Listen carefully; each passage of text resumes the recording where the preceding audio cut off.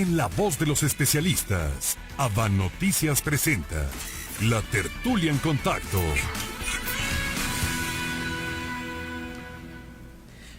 Iniciamos la tertulia de este viernes, que como cada viernes, señoras y señores, pone sobre la mesa los temas más relevantes de la semana. Y para ello lo vamos a hacer en este viernes. Les agradezco mucho a los tres que hayan venido en esta noche de viernes, tres destacados académicos, investigadores, profesores universitarios, que además estábamos viendo, es una tercia que realmente nos va a dar un panorama bien completo de los fenómenos que esta semana pues nos han desbordado, diría yo. Jesús López, bienvenido de nuevo, doctor. Gracias, encantado de venir como siempre. Muchísimas gracias por estar aquí. David Quitano, bienvenido. Gracias, Ángel, un gusto estar con todos ustedes. Y por acá se apareció, no quería venir, porque se resiste, el doctor Jacobo Domínguez Cudilli. Un gran placer estar con todos ustedes. A pesar de que es Yankee, que es Dodgers, aquí está, al pie del venimos a elevar el rating, a todas sus órdenes. Oigan, bienvenidos los tres, y miren, vamos a empezar la tertulia. Esta tertulia la habíamos pensado pues sobre varios temas, entre ellos, por ejemplo, el tema de la consulta al aeropuerto de la Ciudad de México, que sin duda es un tema, más adelante lo abordamos, pero hay otro asunto que nos ha desbordado en esta semana, que es la caravana de migrantes provenientes de Honduras, que han atravesado su país, que han llegado a Guatemala y que están en este momento en el punto fronterizo de Guatemala con México, en el estado de Chiapas. Y si me permiten, antes de empezar, vamos a ir con el colega periodista Luis Arturo Galloso. Él se encuentra precisamente ahí, en el puente fronterizo sobre el río Suchiate. Acaba de hacer una transmisión en su Facebook, precisamente, y nos vamos a tomar, le hemos pedido permiso, por supuesto, para tomar algunas imágenes de lo que él transmitió hace un momento. Luis Arturo, te saludo, ¿cómo estás? Buenas tardes. ¿Qué tal, Ángel? Buenas noches a todos los que nos escuchan. A ver, cuéntanos, ¿qué es lo que está pasando ahí en el punto fronterizo que tú estás viendo en este momento? En este momento tal vez sea difícil para ustedes escucharlos, pero hay gente que está gritando porque quiere entrar a México. Hay más de 2,000 personas esperando en el punto fronterizo que mencionas aquí en el sur de Chiapas. Y están también granaderos de la Policía Federal, pues como recurso de contención que se realizó desde temprano. Más temprano, Luis Arturo, veíamos imágenes de cómo fue desbordada la cerca fronteriza, la malla fronteriza. Muchos se pasaron, incluso se brincaron por las cercas y se desplegaron por territorio nacional. Se hablaba incluso que hubo el uso de gases lacrimógenos por parte de la policía mexicana. Sí los hubo, y después de eso la Policía Federal y el Instituto de Migración pusieron autobuses aquí en el punto fronterizo para llevar a algunos migrantes presuntamente a algunos albergues ubicados en Tapachula, Chiapas. Los están movilizando en autobuses. Estamos viendo en tu video precisamente uno de estos autobuses que estaba ahí más temprano, entendemos, donde los van llenando y se los van llevando así por un número de 50 aproximadamente que caben en un autobús. Así es, hay aproximadamente 50 en el autobús, pero ellos están desconfiados, ¿no? Yo no podía decir que los llevan al albergue, pero autoridades del Instituto de Migración lo confirmaron. Y si me permites, quiero rápido pasar a Emily, que es una hondureña, a ver, que ya está aquí dentro de México. La escuchamos. Señores que no tienen apoyo de trabajo, con mis hijos. Desde el 13 el viernes. Que no nos quieren dejar pasar. Pues ella es Emily, viene con 2 niños, así como decenas de familias que se encuentran aquí en el punto fronterizo. Vemos muchas mujeres en las imágenes, Luis Arturo. Parece que, o algunos reportes periodísticos dicen que las mandan por delante, pero vemos muchas mujeres con hijos. ¿Van solas? Muchas mujeres vienen solas, algunas vienen con sus esposos, vienen familias completas, vienen menores de edad. La realidad es que están juntando muchos migrantes y es algo que no se esperaban incluso las propias autoridades. Yo creo que han sido rebasadas. Vimos también en tu video que muchos están cruzando por el río. Así es, gente que ya la deportaron el día de ayer, está regresando por el río. Ok. Bueno, los apoyan, pero están siendo protegidos también por elementos de seguridad. Debe ser una situación entre caótica y además muy tensa, según podemos ver en las imágenes. Es una situación con poca información, porque no se sabe si los van a dejar pasar y tampoco cuál va a ser el papel de las fuerzas federales. Por supuesto que proteger la integridad de ellos presuntamente, pero pues estaremos aquí al pendiente, y ahorita ya es de noche aquí y la gente pues teme que caiga la lluvia, la verdad. Claro, por supuesto, o que puedan realizarse otro tipo de acciones. Digo, en estas condiciones, pues la verdad cualquier cosa puede pasar. Luis Arturo, pues cuídate mucho, te agradezco mucho de veras esta oportunidad de platicar contigo, de poder pues compartir con el auditorio de En Contacto esas imágenes que tú has transmitido en tu Facebook, y bueno, pues estaremos muy al pendiente de ti en tu Facebook, por supuesto, pues para saber cómo está la situación allá y para saber que tú estés bien también, por supuesto. Cuídate mucho, Arturo. Muchas gracias por el reporte y un abrazo. Un abrazo, el colega periodista Luis Arturo Galloso, un joven periodista aquí jalapeño, que pues, de hecho, desde hace un tiempo, él ha estado cubriendo temas migratorios, ha estado cubriendo, por ejemplo, a los migrantes que viajan en la Bestia, ha estado haciendo reportajes de esta naturaleza y ahora, bueno, decidió irse para allá, moverse para allá, es un reportero freelance, como se dice ahora, en la jerga, y bueno, pues ahí está. Ahí está este tema. Lo vamos a dejar sobre la mesa, vamos a hacer la primera pausa de la tertulia, vamos a continuar en Facebook platicando y regresamos después de la pausa a abordar y a entrarle lleno a este asunto.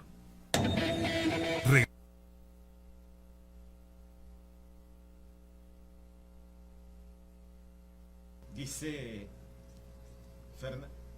Bueno, continuamos en Facebook Live, la transmisión de la tertulia. Gracias por estar con nosotros a los que estén en Facebook.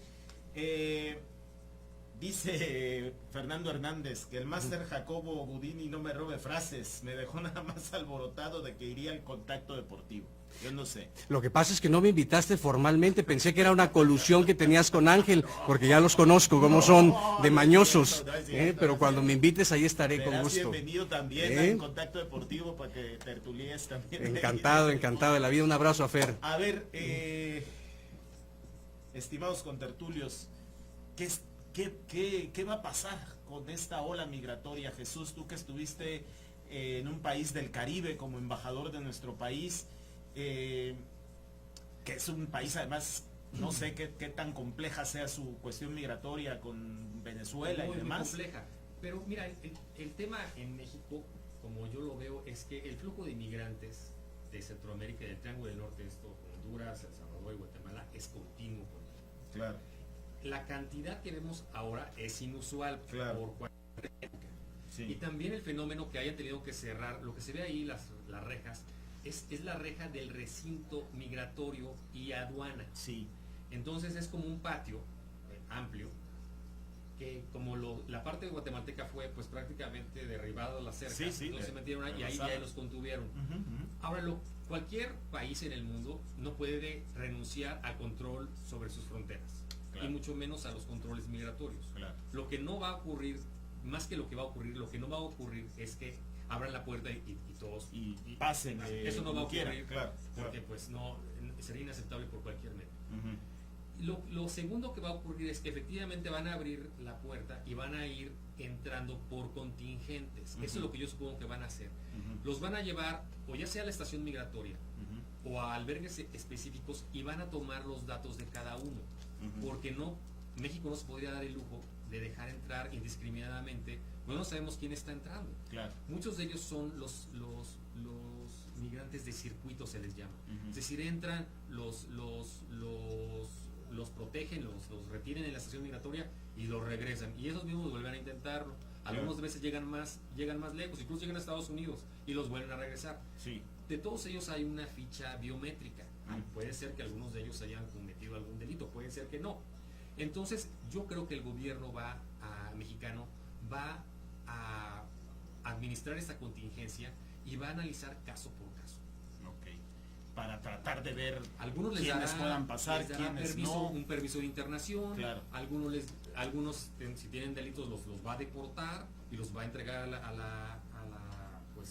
a autoridad correspondiente, todo con estricto apego y respeto a los derechos humanos, porque así como nosotros pedimos que respeten a nuestros migrantes en Estados Unidos, claro, no podemos tener un acero diferente para los centroamericanos. Ahora, ese yo creo que es el punto, ¿no? Porque si nos quejamos tanto del maltrato que se le da a los connacionales en Estados Unidos, que podemos caer o estamos cayendo quizá en el mismo tratamiento para los migrantes sudamericanos o centroamericanos. En las redes ya se empieza a observar una semiótica ahí del comportamiento que van a tener los mexicanos cuando vean a estas personas que vienen de Honduras. Claro. Hasta hay un meme que digo, no me gusta mucho verlos, pero Bueno, donde esas son las maneras de expresión. dice, ahorita un mexicano, y lo ponen como ya Donald Trump, como si fuera migrando su color de piel y su actitud. ¿Por qué? Porque lo que nosotros pedimos en el norte, al parecer, no está aceptado para que nosotros lo hagamos en el sur. ¿Qué es lo primero que están diciendo? Es el empleo, ¿qué va a pasar si no tenemos empleo nosotros? ¿Por qué le vamos a dar una visa de trabajo a las personas que vienen de las cuestiones migratorias? Ahí que se queden, que vaya la policía, que vaya el ejército para no dejarlos pasar porque va a haber problemas sociales. Es la misma lectura que tiene el estadounidense promedio, no quiero decir que todo, lo estamos replicando nosotros. Claro. Independientemente, sin saber cuál es el estado jurídico en el que se encuentran las personas, que ya lo van a hacer ahí en la frontera, en el recinto migratorio. Pero sí, ya en esta semana ha sido una semana muy álgida, porque de pasar de las discusiones sobre el aeropuerto, sobre la consulta, sí, brincamos hoy en la mañana con 3 coaliciones impresionantes, que una de esas es el estatus migratorio. Que además esto se ha movido rapidísimo, porque la caravana salió el sábado pasado de San Pedro Sula, en Honduras, cruzó literalmente Guatemala sin ningún problema, aparentemente sin ningún problema. La autoridad guatemalteca intentó frenarlos en algún momento, pero vamos a regresar a la transmisión por radio y televisión, y ahorita continuamos porque hemos seguido aquí en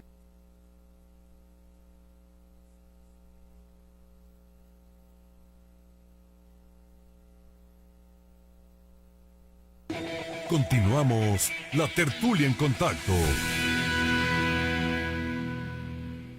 Así es, continuamos la tertulia en contacto, iniciamos con este tema de la migración, lo hemos seguido, la caravana migrante de hondureños, lo hemos seguido a través de Facebook Live, y estaba yo diciendo que esto se ha movido muy rápido esta semana, porque el sábado pasado, solamente, es decir, hace una semana, esto comenzó a fraguarse allá en Honduras, en San Pedro Sula. Cruzaron los hondureños, alrededor de 3,000 dicen algunos, casi 5,000 según otras versiones, entre 2,000 y 3,000 según otros, realmente no sabemos cuántos son, no hay un dato. Pero, a ver, Jacobo Domínguez, tú que viviste en Honduras, porque esto no se puede entender sin el contexto de la situación. Tú viviste allá, ¿qué está pasando? Sin duda, Ángel. Decía un politólogo famoso que el contexto hace la diferencia. Claro, y nada más claro para poder explicar esto que estamos viendo. En primer lugar, quiero decirte que San Pedro Sula, como otra ciudad de Honduras, Tegucigalpa, son consideradas de las ciudades más peligrosas del mundo. Fíjate. Es decir, San Pedro Sula, después de Bagdad, es una de las ciudades con más altos índices de homicidio. Claro. Que gradualmente ha ido bajando, que las cifras tienen una danza considerable, pero que son ciudades de una alta conflictividad, de una enorme peligrosidad, plagadas de delincuencia organizada, desempleo. Se han presentado en la década reciente fenómenos de desplazamiento, Ángel, que quiere decir que por la situación política, económica, social y de delincuencia, las personas deben abandonar su lugar de residencia y buscar otra residencia, muchas veces allende las fronteras. En ese contexto se presenta esta marcha, sí, que debe verse no solamente como un fenómeno migratorio regido por las normas tradicionales del derecho administrativo interno de un determinado país, sino debe verse como un fenómeno político. Esta es una marcha que plantea la reivindicación de los derechos humanos de las personas a poder acceder a una vida digna y eventualmente a que ese trayecto reciban la protección de las autoridades de aquellos países por los cuales van transitando. En ese contexto se presenta la organización de la marcha por diferentes organismos no gubernamentales y después su traslado hacia la primera frontera real, que es Guatemala. ¿Por qué frontera real? Porque todos los países centroamericanos, ustedes recordarán, que no necesitan visa para poderse transitar. Entre Entonces, ellos se puede el primer pasar. lugar de frontera real que iba a tener un punto de colisión es justamente México. Claro. Eso es una cosa completamente clara y completamente entendible. Ahora, también ahí, en México, en la frontera sur, empieza el cinturón de contención de América del Norte. Es decir, a partir de ahí se aplican determinados elementos de restricción de políticas migratorias, cuya máxima expresión la encontramos en ese, no sé cómo usar un eufemismo para hablar de el muro de Trump, que es como la representación más gráfica de una política migratoria restrictiva. Claro. Entonces, en ese orden de ideas, ahí es el primer elemento. Y ahí es donde abonan o colisionan dos derechos que son de naturalezas completamente distintas. La primera, la posibilidad de que la gente se exprese libremente a través del ejercicio de una manifestación política, como lo es la marcha, es decir, no es una excursión, no se organizaron para viajar a México, es una expresión política, y debemos decirlo con todas sus letras, ¿sí? Y al mismo tiempo, bueno, va a colisionar con una dinámica administrativa de la manera como un país, el que sea, puede y debe administrar sus fronteras. Ahora, ¿cuál es, en una primera apreciación, lo que debería predominar? Debe predominar la negociación y la prevención. O sea, el ver a las personas con gases lacrimógenos es un error. Es uno más de los errores de la falta de pericia política, ¿sí? De un gobierno improvisado en esa materia, a la cual le falta esa sensibilidad para atacar el problema desde siempre. Yo celebro la visita del canciller Ebrard, por ejemplo, en Honduras, que es un primer acercamiento a que México regrese a tener cierto liderazgo que nunca debió de haber perdido en materia de derechos humanos y derechos sociales en Centroamérica. Y bueno, habría que ver cuál es la evolución de esto, porque bueno, se presentan colisiones de derechos importantes y cómo se van a dar en el contexto internacional. En este sentido, Jesús, tú con la experiencia que tienes, la política exterior mexicana estaría en este momento en juego, estaría en este momento jugándose sus principios doctrinales. Pues mira, yo pensaría que, como dice Jacobo, habría que ir a las causas de la migración y a las causas de este fenómeno. Evidentemente hay un desplazamiento por la inseguridad, por las maras, hay un tema de sequía en el corredor seco de Centroamérica que está dejando a comunidades enteras prácticamente en una situación de hambruna. Y también reconozco que cualquiera de ellos no sale de su país por gusto, sale por una necesidad tremenda de mejorar sus condiciones de vida. Evidentemente México, este es un fenómeno que toma por sorpresa. Estábamos comentando que los flujos migratorios entre ambos países, la mayor parte irregulares, porque la frontera está abierta. Claro. Más allá del Usumacinta, pues son kilómetros y kilómetros frontera porosa, vaya, de ¿no? una brecha. Claro, aquí no hay ningún muro, no hay ninguna barrera física Aún, claro. E imposible porque es una selva. Claro. Y lo demás es un río. Ahora, como sí considero que esa es una expresión política ante muchos fenómenos que están ocurriendo al mismo tiempo, la posición tan radical de los Estados Unidos en el tema migratorio, la llegada de un nuevo gobierno, las declaraciones del presidente electo sobre la necesidad de otorgar visas de trabajo a los migrantes centroamericanos, que yo creo que es una reivindicación justa. En tanto, esta migración debe ser ordenada. Y eso no está peleado ni con ningún principio de política exterior, ni tampoco está peleado con principios de derechos humanos. Es simplemente la potestad del Estado de ordenar sus fronteras y establecer y definir quién entra y quién no. Todos los estados tienen esa capacidad. Ahora, en esas circunstancias creo que el gobierno mexicano ha actuado con cierta cordura, avisándoles, todos van a entrar y vamos a ver qué pasa después. Supongo que les van a dar un documento migratorio de internación en el país, y después podrán aplicar con la ayuda de las Naciones Unidas a una situación de refugiado. ¿Todos van a estar en esa condición? No lo sé. Puede ser que entre algunos de ellos haya delincuentes, porque pues es la realidad, los maras no son precisamente amistosos. Claro.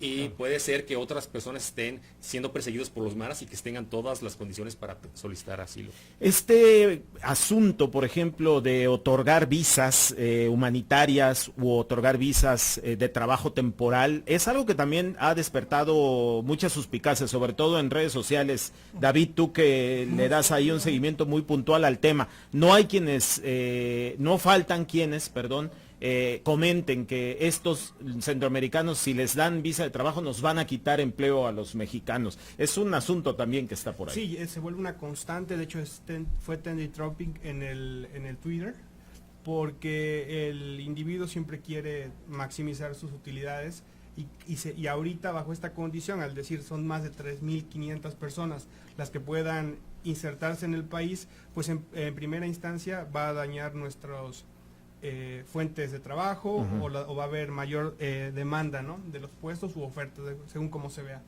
Esto se ha generado un fuerte caldo de conflicto en diferentes puntos de expresión, más allá de ver los aspectos que puntualmente mis compañeros han generado, porque no están viendo los derechos humanos, las personas, claro, no están viendo que ellos vienen por necesidad, claro, no están viendo que son familias completas, vienen niños sí, que están en una zona donde por sí ya es muy árida, la zona selvática y el río Sumacinta, que es muy, muy caudaloso.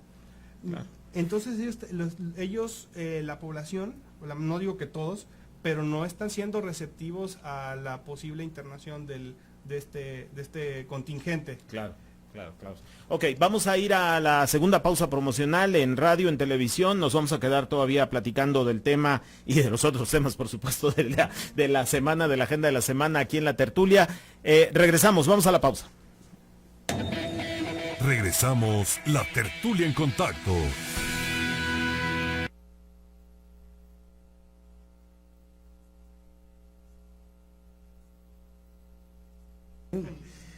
Bueno, muy bien, continuamos aquí en el Facebook Live, gracias a Cristina Pérez Silva, dice, excelente opinión de Jacobo Domínguez Gudini. Cristina Pérez Silva te manda felicitar. Gracias, ya me voy a regresar a Honduras. Ok, muy bien. A ver, Jacobo, en tu experiencia allá en Honduras, bueno, tú estuviste en una misión diplomática, hay que decirlo, ¿no? Es decir, estuviste, digamos, en una condición, pues, no distinta, sé si distinta. de privilegio, pero distinta, por lo menos del común denominador. Pero al final del día, en el día a día, en el calle a calle, realmente hay una situación que obligue o que presione a la gente a migrar, o estos que están viniendo en esta caravana lo hacen motivados por otras razones. Tú hablabas de la razón política. Por supuesto, hay un tema, desde luego, como en todo Centroamérica, de pobreza, de falta de oportunidades, de falta de condiciones de vida, pero también esos estados desde el siglo pasado, cuesta un poco de trabajo decir el siglo pasado, enseñaría a uno que se remite muy, muy atrás, son estados muy pequeños, que al no tener la fuerza de un estado federal, ¿sí?, como sí lo tenemos aquí, es como si tuvieses entidades federativas de las nuestras con determinadas falencias. Entonces, ese planteamiento hace que tengan en general una debilidad institucional endémica. Claro. Son países que tienen que trabajar mucho su institucionalidad y sobre todo eso que se refleje en mejores oportunidades de vida. Que además, perdón que te interrumpa, pero varios de ellos, Nicaragua particularmente, pero Guatemala, vienen de procesos de guerras civiles, de guerras internas, que apenas en los 90 dejaron atrás, es decir, tienen menos de 20 años. Y tampoco podrías meterlos todos en la misma canasta. Claro, tienes a Panamá, claro, que no está en la misma canasta. Costa Rica, tienes a Costa Rica, claro. Incluso tienes a Nicaragua, hasta antes de que se le encendiera el país a Ortega, traía buenos niveles de crecimiento económico, traía niveles de seguridad mucho mayores a los del resto de Centroamérica. Entonces, es básicamente el Triángulo Norte, ¿no? La zona más de conflicto y de todas estas situaciones de pobreza, y que van ligadas también a que no tienen fuentes de riqueza, al menos no desarrolladas, sí en potencial, pero no desarrolladas. En su momento, por ejemplo, el famoso plan Puebla-Panamá, Fox planteaba eso, es decir, que claro, hay que llevar lo que desarrollo pasa, a la región. Lo que pasa es que hay que esquivar, hay que llevar desarrollo a los lugares para frenar la inmigración. Es decir, ese fenómeno de promover una prevención de todos estos tránsitos es un fenómeno relativamente reciente, ¿sí? Y que en donde México tiene un rol de liderazgo sumamente importante. México es el hermano mayor de esos países y con una enorme influencia cultural, política, social, que debe retomar ese liderazgo justamente para ser disuasiva a fenómenos migratorios. Ahora, por otro lado, ese contexto se da también en serias demandas de corrupción. Es decir, son países cuya fragilidad institucional está también relacionada con los malos manejos de los recursos públicos, tal como ocurre en muchas de nuestras entidades federativas, que al no tener el techo de la federación, bueno, pues podemos imaginar las condiciones en las que se encuentran. De ahí que, por ejemplo, Guatemala tuvo en su momento, desde hace ya varios años, una comisión de combate a la corrupción e impunidad, la CICIG. De igual manera, Honduras está trabajando un modelo con otras características, pero que también va enfocado al fortalecimiento institucional. Que por cierto, comisión de anticorrupción que le gustaba mucho al actual presidente de Guatemala cuando no era presidente. Ahora que ya es presidente, ya como que ya no le aparece tal. Pero por cierto, perdón la interrupción de nuevo, pero me parece que es un dato que hay que resaltar. Honduras sufrió en el pasado muy reciente, hará unos 7, 8 años, 2009, el golpe de Estado. Un golpe de Estado Así literal, es. ¿no? Donde deponen al presidente Manuel Zelaya por una pretendida consulta de reforma constitucional que él quería hacer para reelegirse. No, para reelegirse. O sea, la cuarta urna era un modelo en el cual se le consultaba al pueblo si se quería derogar la prohibición de la reelección. Y al final eso le costó, digamos, que lo derrocaran, literalmente, ¿no? Y entonces ahí se desata una crisis política muy fuerte en Honduras. Digo, no se puede observar este fenómeno sin remontarnos, digamos, a este suceso. Por supuesto, es una sociedad que requiere generar nuevos mecanismos de regeneración del tejido social. Es una sociedad fragmentada, claro, a partir del golpe de Estado, y bueno, que ha generado pocos niveles de desarrollo, no solamente económico y social, sino político también. Entonces, que requiere una enorme reconstrucción institucional y reconstrucción de la confianza social. Y bueno, lo que vemos ahí es como un punto, si la punta del iceberg de lo que hay en esa dinámica de una sociedad muy compleja. Y no es un país pequeño, es decir, estamos hablando de un país de 9 millones de habitantes, del tamaño de Veracruz. Entonces, claro, se trataría de una crisis exactamente de esas dimensiones, ¿no? Sí, sí. Ahora, a ver, esto me gustaría que incluso lo pensáramos ahora que regresemos de la pausa, para con este asunto cerrar el tema. Es decir, ya más o menos lo esbozaba Jesús hace un momento, de ¿y qué vamos a hacer con esto? ¿Qué va a pasar? Porque al final del día, de una manera u otra, estos 3,000 que vienen en la marcha van a entrar al país. De una manera u otra, me queda claro. Hace como 6 meses también tuvimos un contingente de haitianos. Sí, por ejemplo. Y curiosamente los haitianos se integraron o se han integrado bien en esta parte de Tijuana. De Tijuana, exactamente. Y yo estuve en Tijuana hace unos meses y le preguntaba a la gente los ve bien. El haitiano resultó ser muy trabajador, resultó ser muy fácil integrado a la sociedad tijuanense, y muchos ya se casaron con tijuanenses y ya formaron familias. Y la percepción del haitiano no es de que nos vinieron a quitar trabajo, nos están dañando, son delincuentes, por el contrario, claro, son gente trabajadora, es gente amable, es gente alegre, es gente que se integra rápidamente a una nueva cultura, y en mi opinión no vi conflictos con los haitianos. Fíjate, y eso que además hablan otro idioma. Otro idioma, claro. El francés, haitiano, no sé. Está un poquito lejos, pero son del Caribe. Sí, está un poquito lejos. Sí, pero...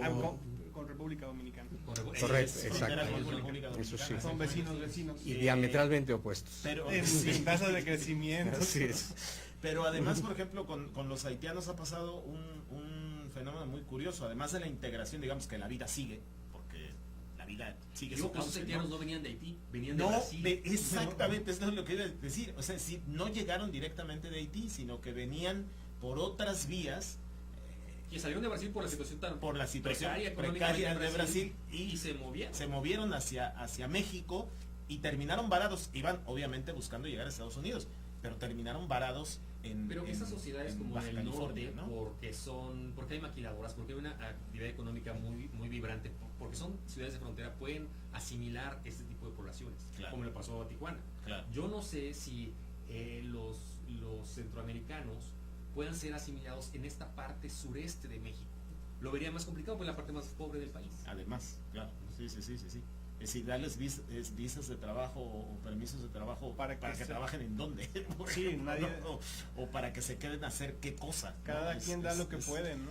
En ahora, zona norte, me queda claro que la tirada de ellos es continuar el viaje, ¿no? Es decir, no se piensa quedar en México. Pero es interesante la reacción de Estados Unidos. Ahorita vamos a hablar Sí, de otros eso. no. Vamos a regresar. Vamos a regresar a radio y a televisión. 10 minutos. Bien. ¿Es lo que queda? No, en este bloque, digamos. Continuamos la tertulia en contacto. Regresamos aquí a la tertulia de En Contacto, de la tercera de En Contacto. Estamos conversando con los investigadores Jesús López González, David Quitano Díaz y Jacobo Domínguez Gudini sobre los temas de la semana. El tema de la migración, por supuesto, el tema de la caravana migrante desde Honduras. Y para esta parte de la tertulia, este bloque que tenemos, me gustaría que lo planteáramos en esta disyuntiva. Que ya más o menos Jesús lo comentó hace unos minutos, aquí al aire también. ¿Qué va a pasar? ¿Qué tiene que hacer el gobierno mexicano con estos 3,000, 4,000, no sé cuántos, 2,500, con estos miles de migrantes que están en este momento llegando a nuestra frontera con Guatemala? ¿Y qué va a hacer sobre todo a la luz de hoy el señor Trump, como siempre, estuvo desatado en Twitter, ¿no? Sí. Hace 15 días hablamos de las bondades del UMSCA De- y ahorita ya Sí. por este hecho... ya Por va este para hecho abajo, dijo, para a mí no me abajo, importa si no el va para acuerdo atrás. si va para atrás, pero yo mando al ejército y cierro la frontera y ya casi me recordó a aquellos viejos revolucionarios mexicanos, plomo con todos. Ese es un ¿no? acto de campaña. Recuerden que Claro. en noviembre tienen sus elecciones Elecciones del legislativas. Congreso. Ya acusó a los Entonces, demócratas ya, que ellos tienen la Bueno, culpa, que es se un están acto de moviendo campaña los y yo hijos de ellos. pensaría que es un acto de todos los días, porque él está en El hombre campaña todos no ha los dejado días. de estar en campaña. Ahora, Claro. desde el punto de vista político, para él, esta situación de que se hayan juntado tantos migrantes en la frontera es un desafío hacia él particularmente, porque Claro. todo el tiempo está diciendo, desde que nos endurecimos, los migrantes se quedan en su lugar de origen porque saben que el riesgo de venir a Estados Unidos es muy grande. Claro. Desde que separamos familias y ese tipo de medidas estamos haciendo, o sea, una retórica espantosa, pero así lo dice, Sí. que Sin está recato. evitando, está disuadiendo a los migrantes a ir a Estados llegar, Unidos. claro. Y pum, se le presentan 5,000 en la frontera. Sí. Los Es juntó obviamente todos, ¿no? este choque de la realidad con su discurso le debe de estar doliendo mucho a unos meses unos días. a unos días exactamente, de las elecciones en su país. Que en Estados Unidos las En elecciones noviembre, son en así noviembre, es. pero es 2 de noviembre. creo siempre que son 6 unas de fechas noviembre. medio raras, porque no es una fecha única, es el martes Es siguiente. primer al- martes, el primer martes de noviembre. Algo así. Bueno, aquí A dos ver, elementos Jacobo. que son importantes. La primera de ellas es que eso que vemos ahí es una expresión simbólica. Es decir, es una expresión de movilización social que tiene un contenido político y que se puede leer desde diferentes vertientes. Desde la primera es un reclamo de derechos humanos, lo segundo es un reclamo ante políticas de endurecimiento hacia segmentos lastimados social, y económica y políticamente, y tercero, que me parece a mí la parte más relevante, es un paradigma de qué tanto van a poder los centroamericanos confiar en la institucionalidad mexicana. Esto es, qué tanto no simplemente se repiten determinados patrones que suceden en el norte y que abajo se tienen como un símil, como si fuese un mecanismo de contención continental. Entonces, a ese respecto yo mandaría dos alertas que me parecen relevantes. La primera de ellas, que el fenómeno migratorio llegó para quedarse. Es decir, el flujo migratorio va a seguir existiendo mientras sigan existiendo elementos de polarización de condiciones económicas, políticas y sociales. Y como nunca vamos a tener un mundo estable, hay que aprender a convivir con eso. Ya. Segundo elemento, debe privilegiarse la prevención sobre la remediación. Ya. Es decir, el diálogo político debe ser el elemento que permita que haya manifestaciones políticas, pero normadas. Es decir, para hacer una manifestación la gente puede solicitar una visa temporal para poder pasar y tener su expresión política. Si el gobierno mexicano hubiese tomado en serio este asunto, ¿sí? Hubiese establecido una ronda de negociaciones con sus similares para poder establecer la característica con la cual ellos podrían ingresar al territorio mexicano. Pero ¿tú crees que la idea no es llegar a Estados Unidos? Es decir, ¿es solamente una cuestión de manifestación pública? De decir, vamos a cruzar México para llegar a la frontera y que vean que queremos, pero a la mera hora nos regresamos. No, convergen Yo creo varias que no, cosas, ¿no? Yo creo creo que La no es primera así. de ellas es que son fuerzas que pretenden incidir en las políticas migratorias norteamericanas y ese es el mecanismo que ocupan, ese es el instrumento, una marcha continental que los lleve hasta allá. Hasta Río Bravo, Exactamente, digamos, ¿no? y ahí tener algún proceso de reordenamiento o de incidencia, etcétera. Por eso es que representan una afrenta para Trump. ¿Sí? Claro. Y él alimenta más aún la polarización, ¿no? Y bueno, el tercer elemento, y con eso cerraría, Sí. es que siempre va a ser más barato prevenir que lamentar. Entonces, una enorme dinámica de cooperación internacional debe pasar por combatir los factores que alientan la expulsión, porque simplemente cuando ya el Titanic se está hundiendo, entonces sí, todo mundo hacemos un tratado filosófico sobre lo que debería de ser, pero bueno, tenemos un buen rato de tener flujos migratorios constantes, tenemos un buen rato de tener problemas serios en el territorio mexicano relacionado con derechos humanos de los migrantes, y bueno, ahora que se juntaron 3,000, ahora ya lo queremos Pero atender. ¿saben qué? Ahora ya Yo los creo que visibilizamos. ese tema es importante. Al final es un tema de dinero. Es un tema, la cooperación cuesta. Los estados, y en Estados Unidos, que es el país más rico del mundo, no está muy convencido de que le tiene que meter recursos y disponer dinero del presupuesto para fortalecer las condiciones económicas en esos países, en Guatemala, en Honduras y en El Salvador. Y México podría estar en la misma situación.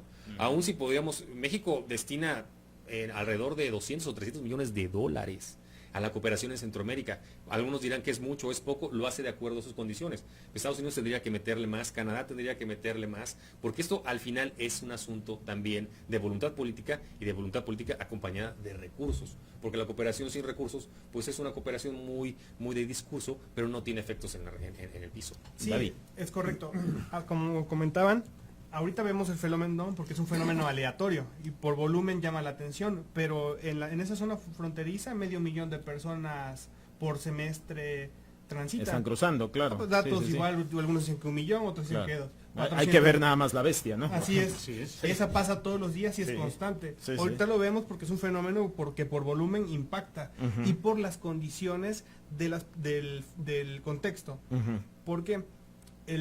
Porque vienen familias. ujú, ujú. Cuando vienen en las bestias, en muchas ocasiones vienen solos. Hombres solos o Vienen hombres mujeres solos. solas. Y el ¿no? tratamiento y la lectura política es totalmente diferente. Claro. Y en efecto, México es uno de los países que para esa zona le destina mayor presupuesto dentro del Triángulo del Norte, como proporción del PIB. Ujú. Pero no es significativo. Y ahorita lo estamos viendo. Ya pasaron una barrera migratoria y ya entraron al recinto, Ujú. y ya no tiene que contener ni siquiera migración. Si se dieron cuenta en las imágenes, era la Policía Federal. Sí, la Policía Federal. Y el Ejército, los que estaban ahí. Es decir, no tenemos instrumentos materiales para darle respuesta al fenómeno. Así es sencillo. Ok, Así es. ok. Además es muy complejo, ¿no? Es decir, ¿cómo puedes enfrentar que de repente se avienten a la malla fronteriza o a la reja fronteriza 3,000 personas? No hay manera. Yo no pues, tengo registro de una cuestión así, digo, cuando fue alguna explosión de algún volcán en Guatemala, hubo un flujo, de hecho se quedaron en esta parte de Campeche, sí, sí, se sí. regularizaron, Sí, sí, sí. pero Algunos se regresaron incluso, alguna ¿no? imagen de gente en la valla fronteriza, contenidos, la verdad es que yo no tengo registro de algo así. No sé. Ahora, ¿qué va a pasar si llegan así a la frontera norte? Bueno, primero hay que ver qué va a pasar aquí. Y a mí me gustaría hablar de qué es lo que no tiene que pasar. A ver, Lo Jacob. que no tiene que pasar es que se haga uso de la fuerza Sí. ¿sí? para resolver ese problema. Sí. Eso es lo que no tiene que ocurrir, Sí. bajo ninguna circunstancia. Tú no eres Sí. partidario de la mano dura. No, digamos, yo no creo De que eso, el ejército eso ahí resuelva, se- porque eso va las tanquetas, eso los va a legitimar toletes. que suceda allá arriba. Claro. Eso va a inscribir a México en el conjunto de países que resuelven de esa manera los problemas que debe resolver el derecho humanitario. Y entonces, ¿con qué cara vamos después a reclamar el Eso. trato a nuestros migrantes? Eso. ¿Con qué cara vamos a hablar de las deportaciones de los niños encerrados si Claro. nosotros estamos resolviendo de una manera primitiva? Entonces, yo creo que lo que no debe ocurrir es que se resuelva mediante la fuerza. Y también lo que considero que no debe de ocurrir es que lleguen hasta la zona fronteriza. Al norte. Al norte. Sí. Y si llegan tienen que estar en algún estatus que lo asistan jurídicamente. ¿Por qué? Porque si llegan allá, el esquema reactivo de las expresiones hoy del presidente de Estados Unidos, solamente los vamos a poner como carne de cañón a las personas que hoy están migrando. Sí, es que está amenazando con que va a poner al ejército en la frontera digo, no dice, ¿verdad?, que es para eso, pero cualquiera podría suponer, digo, además, alentando a los grupos extremistas, que no son pocos, en Texas, en Nuevo México, Arizona. en Arizona particularmente, al que vean, tírenle. Y mira que llegar a la frontera tampoco está libre de obstáculos y de peligros. Tienes que pasar por Tamaulipas. Claro. Ya sabemos lo que ha pasado en otras ocasiones a los migrantes. Claro. Entonces, es un problema bien complejo. Realmente creo que veremos en los próximos días cómo se atiende. Y sí creo que el gobierno mexicano tendrá que tomar nota de cada uno de ellos y ver la mejor forma de que su trayecto sea protegido. ¿Cómo lo gestiona? Bueno, vamos a dejar hasta ahí el tema de la caravana migrante, vamos a ir a la pausa y vamos a regresar con el otro tema, que es la última parte ya de la tertulia, que también tenemos sobre la mesa, la consulta. Ahora estamos hablando de la consulta, porque todo lo vamos a consultar. Entonces vamos a la pausa, regresamos, seguimos en Facebook Live. Regresamos, la tertulia en contacto.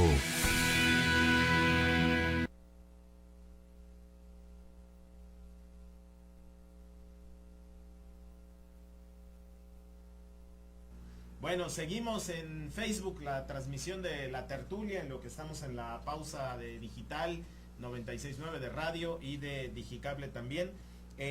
A mí me gustaría que pudiéramos conversar en esta última parte que tenemos de la tertulia, van a ser aproximadamente 10 minutos también, antes de las 8, sobre el tema de las decisiones que está tomando. Pues, es que no sé, también estas cosas a mí, el lenguaje no me alcanza. Como un gobierno que todavía no es, decide que va a hacer consultas para decidir qué cosas va a hacer cuando sea gobierno. No entiendo yo ahí, es como de neurosis el asunto. Perdón, pero es como de neurosis, o sea, Es Ángel, es que es de facto más, no de jure. es de facto, es que es eso, no. Además hay otra cosa, ponle que no está en el marco de la norma, pero sí de la legitimidad. Claro. 30 millones de votos los asisten. Claro. Y además, tomando en cuenta que el gobierno federal, tú eres muy crítico del gobierno federal actual, y no te sobra razón, mi estimado Jacobo, prácticamente ya cerró la cortina. Desde hace un ratito. Digo, no han salido siquiera a defender el proyecto del aeropuerto. No, de hecho se retiraron de la discusión. porque dijeron que no querían contaminar el proceso de consulta que está en marcha. Había una campaña a favor del aeropuerto. Lo cual, digo, yo no sé si es una decisión prudente políticamente o qué, porque pues pareciera que no hay gobierno. Pero es que no solo tiene que ver... O no hay gobierno. No solo tiene que ver con si es legal o ilegal la consulta, tiene que ver con otra estructura de cómo va a estar el canal de transmisión entre la sociedad y el gobierno. Lo que infiero que quiere expresar el presidente electo es, no solo pongo a su consideración un interés de política de Estado, ¿no? Porque va a ser para varias generaciones, sino también se los pongo a su consideración porque cada una de mis acciones van a estar respaldadas y van a... El Tren Maya dijo que esos iban a hacer foro y las refinerías dijeron que también iban a hacer foro, o sea, unos sí y otros no. Que a la mera hora no se van a hacer. Y que de todos modos va, dice, el Tren Maya va porque va. Y entonces yo ahí ya me perdí. O todo lo consultamos o nada más aquellas cosas que no nos gustan o qué es lo que vamos a consultar. Yo no entiendo. Ahí ya se irá viendo. Pero es que, a ver, un gobierno así también no genera incertidumbre. Sí. Los mercados lo sienten, el tipo de cambio lo siente. Ahorita tenemos pocos. Hoy me preocupó en la bolsa la oferta pública inicial.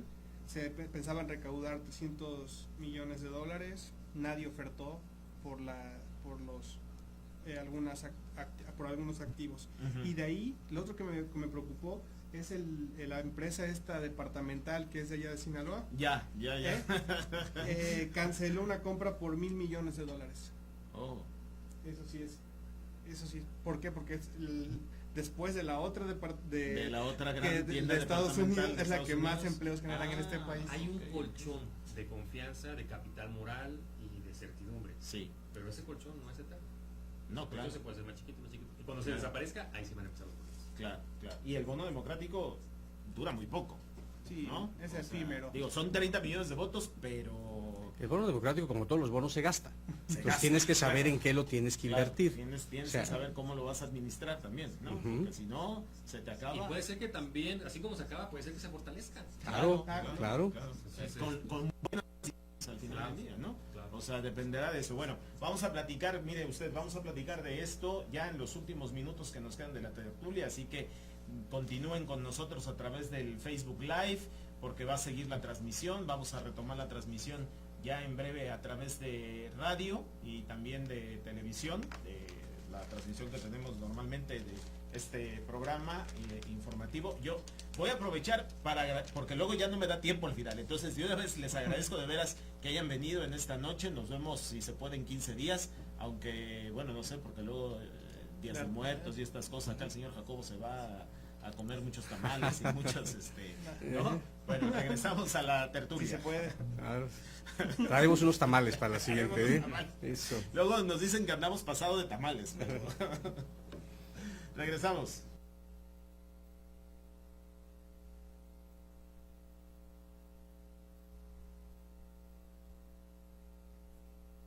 En contacto.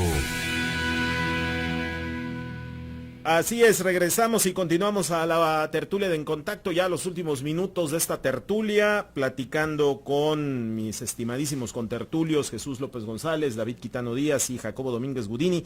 La consulta. Estamos entrando a la consulta, a una nueva etapa en nuestro país donde se consulta.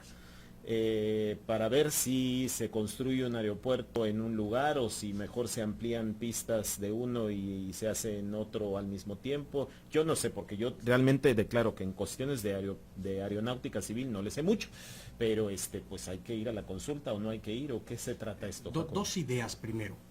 La consulta es una consulta elaborada por un ciudadano, ¿sí? Que aún no ejerce el poder, en el cual le quiere consultar algo con sus electores. La consulta no es una consulta pública en términos del ordenamiento del artículo 41, que prevé la manera como tiene que hacerse una consulta con efectos vinculantes para un gobierno que quiere tomar o no una decisión. Esa tiene una normativa en específico y ahí hay la manera en que se tiene que desarrollar. Entonces, primer elemento, la consulta no tiene efectos vinculantes, tiene efectos exploratorios. Y es completamente válido que cualquier gobierno en transición o cualquier ciudadano pueda establecer un mecanismo de consulta. Es una consulta política. Es una consulta política. Segunda, es el primero de lo que ellos han querido plantear como un nuevo modelo de comunicación política. Entonces dicen, hay ciertas cosas que nosotros queremos consultarle a la gente para conocer su opinión, tendencias, etcétera, y a partir de ahí tomar decisiones sobre lo público. Mi opinión personal y estrictamente personal, es que hay ciertos asuntos que los ciudadanos le delegamos a nuestro gobierno. Es decir, nuestro gobierno tiene que tomar las mejores decisiones, ¿sí? Sí. Debe consultar a los expertos, Sí. ¿sí? Y los mecanismos que se utilicen para el diseño de políticas públicas son estricta y absolutamente responsabilidad de los funcionarios en términos del capítulo de responsabilidades de los servidores públicos que están previstos del 110 al 114 de la Constitución. Las consultas no sirven para lavarse las manos. Las consultas, los funcionarios tienen una responsabilidad constitucional que tienen que cumplir. Celebro que se inaugure un nuevo modelo, celebro que haya mayor participación y bueno, yo lo que espero es que la decisión que se tome con conciencia y con responsabilidad, que es como tienen que atenderse los asuntos públicos, porque a partir del día 1 de diciembre la campaña se acabó y bienvenidos a la realidad, y México requiere acciones contundentes, Claro. Acciones técnicas de alto nivel y bueno, pues yo eso es lo que espero del nuevo gobierno. Pues pasar de las propuestas de campaña a acciones de gobierno. Claro. Y sobre todo para el caso del aeropuerto, que no solo en un principio es una política pública, después va a ser una política de gobierno y se va a volver una política de Estado por la periodicidad que tiene en el largo. Porque no es un aeropuerto de una administración, es un aeropuerto para 50 o 100 años. Claro. Y en efecto, la forma que nos marca la Constitución, que quienes pueden mandar a hacer una consulta pública es el presidente. Lo otro es el 33% de los integrantes de cualquiera de las cámaras. Los ciudadanos en un número equivalente al 2% de la lista nominal, es decir, 1.800.000. Y ya él con cómo tiene estructurada la...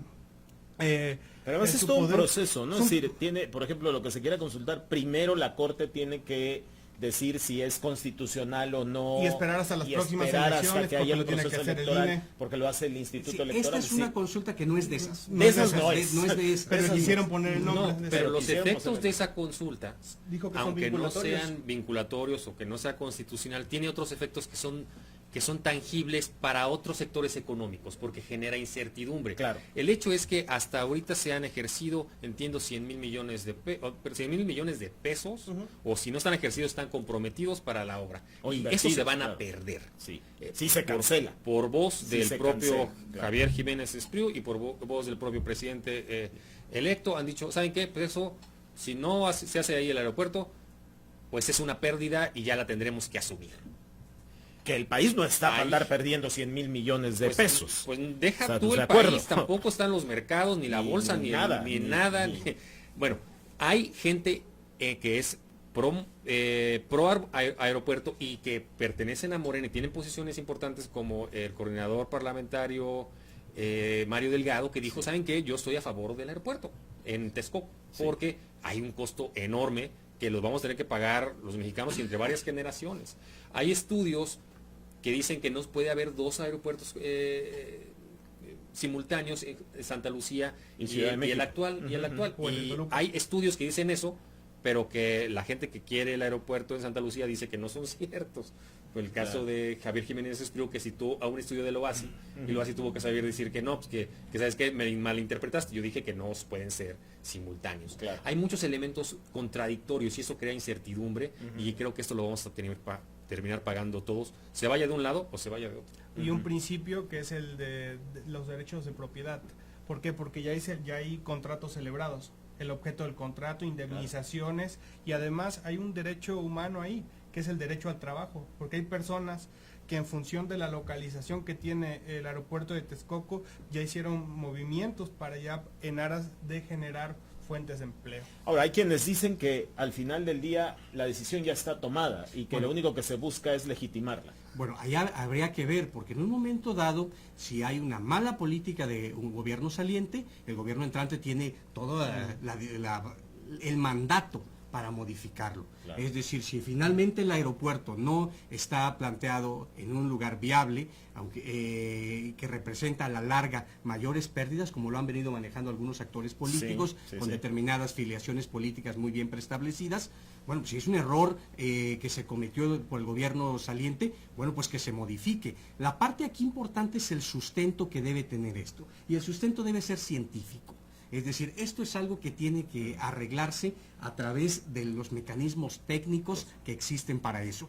Yo desconozco de materia de aeronáutica, nunca he sido aviador. No, no. Sí, Bueno, para mi buena a ver, fortuna. a ver. No, absolutamente, creo que de eso no te pueden no, acusar. de eso no me pueden acusar. Entonces, en ese orden de ideas, eso lo deben resolver los expertos en la materia. China, por ejemplo, tiene, a través de la década reciente, una larga inversión cuantiosa en materia de aeropuertos, y va a ser el país con más aeropuertos por persona del mundo, y además es el lugar más poblado. Entonces, su política es ser accesible a los diferentes rincones del planeta. Entonces, esa dinámica de construir aeropuertos pues, es una dinámica que tiene que ser planeada Claro. a una gran escala. Pues, yo creo que es una solución técnica. en mi Podríamos opinión. pedirle asesoría a los chinos. Digo, además, China está feliz de asesorar Si le pedimos aquí. asesoría a los chinos, van a venir los chinos a construir.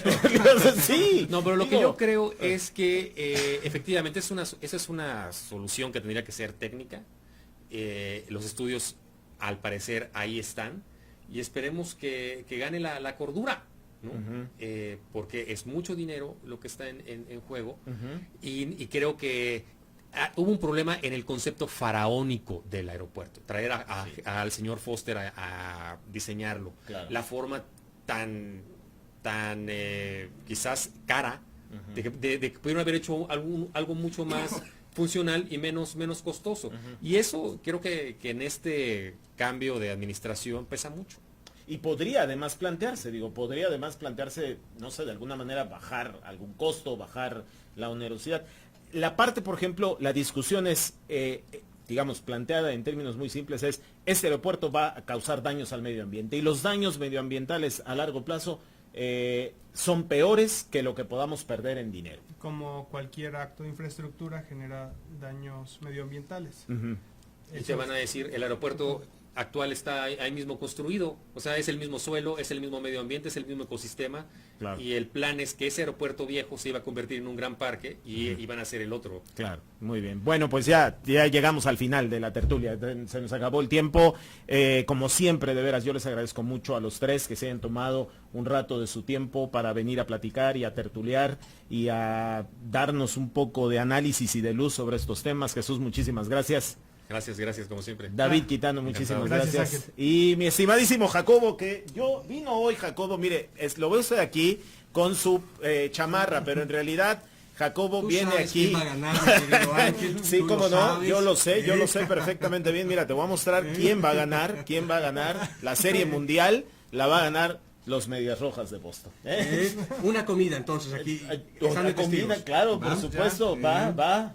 la próxima semana tendremos campeón de la Serie Mundial. Excelente. Dodgers todavía tiene que pasar. Un trámite. Un trámite migratorio para Tiene- llegar a la Serie Tiene que Mundial. ganarle a Cerveceros hoy, y si no le gana, se van hasta el séptimo partido, mañana sábado. Así que todavía les falta. Bueno, Un privilegio estar en esta mesa con Hombre. dos grandes académicos y lo celebro la invitación, mi querido Ángel. muchas gracias, Jacobo, y gracias sobre todo a usted por acompañarnos. El lunes nos encontramos en punto de las 6 de la tarde aquí por Digital 96.9. Todos los hits en la tercera de En Contacto. Buen fin de semana. Ava Noticias presentó La Tertulia en Contacto. Los temas que usted necesita saber en la voz de los especialistas. La Tertulia en Contacto.